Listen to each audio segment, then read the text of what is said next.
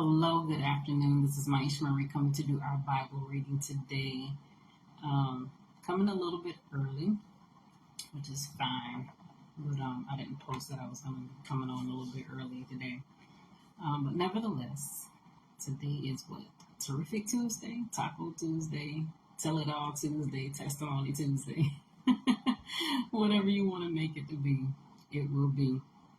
We'll be reading today from Exodus chapter 21 from the New Living Translation. Um, yeah, we'll be reading from Exodus 21, and we'll go ahead and get started.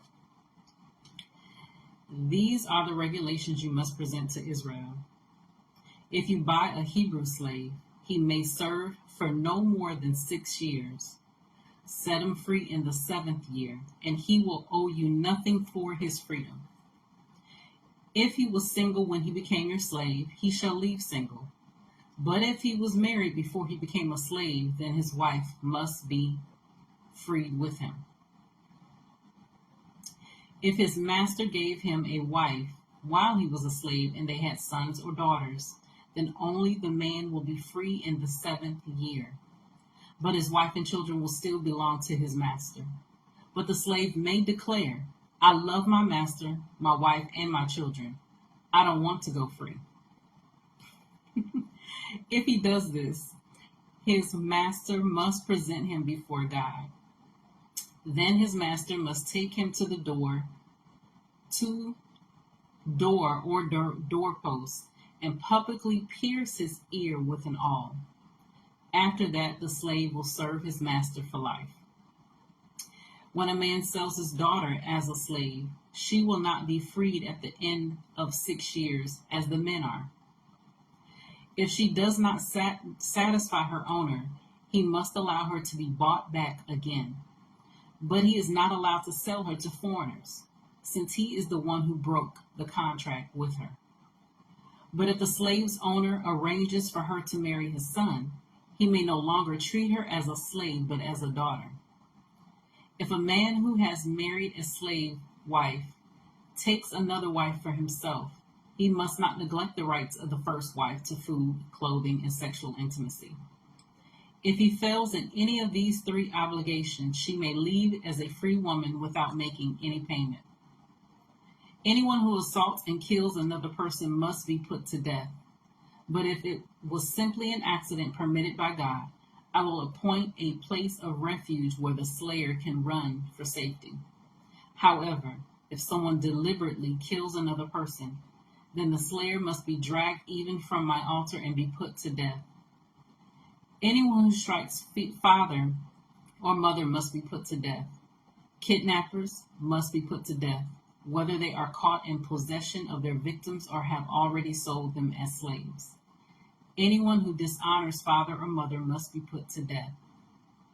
Now suppose 2 men quarrel, and one hits the other with a stone or fist, and the injured person does not die but is confined to bed. If he is later able to walk outside again, even with a crutch, the assailant will not be punished but must compensate his victim for lost wages and provide for his full recovery. If a man beats his male or female slave with a club, and the slave dies as a result, the owner must be punished.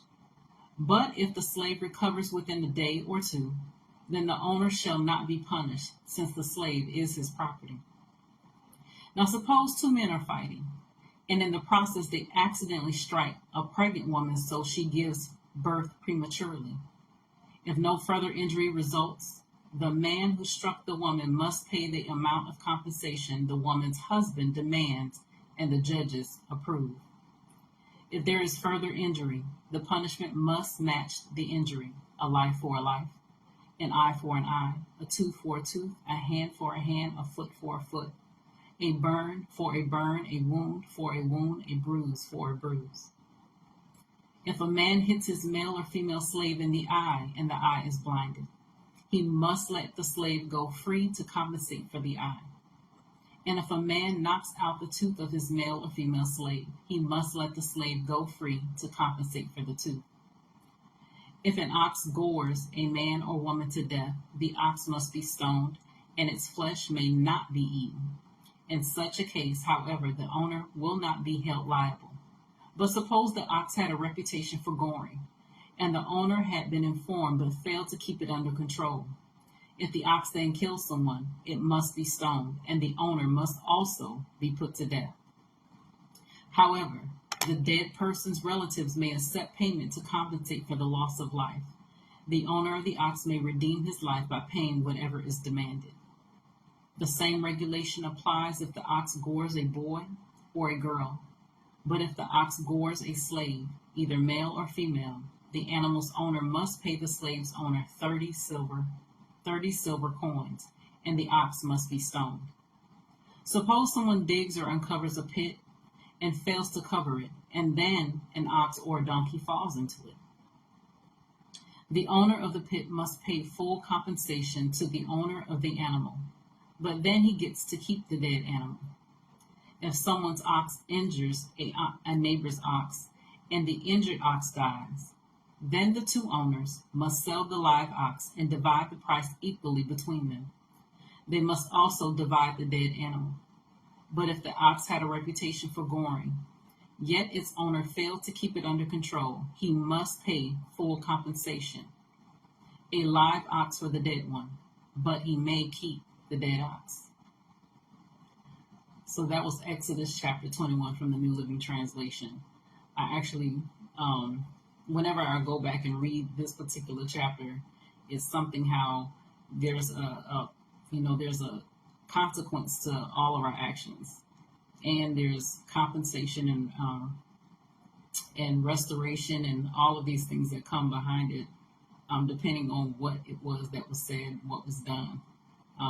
Nothing has changed. There's principles to everything, but nevertheless, over the years, it didn't make sense before. But there's culture and there's certain things that are done within certain cultures. So you have to follow those particular rules and laws and bylaws and whatnot.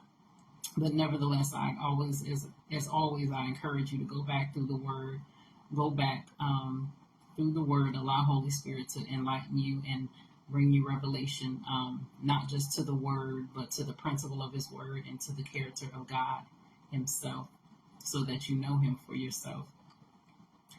As always, but prayerfully, we'll be back tomorrow for Exodus chapter 22. And with that, I bid you farewell. And Lord willing, we'll see each other tomorrow afternoon. You guys take care and God bless.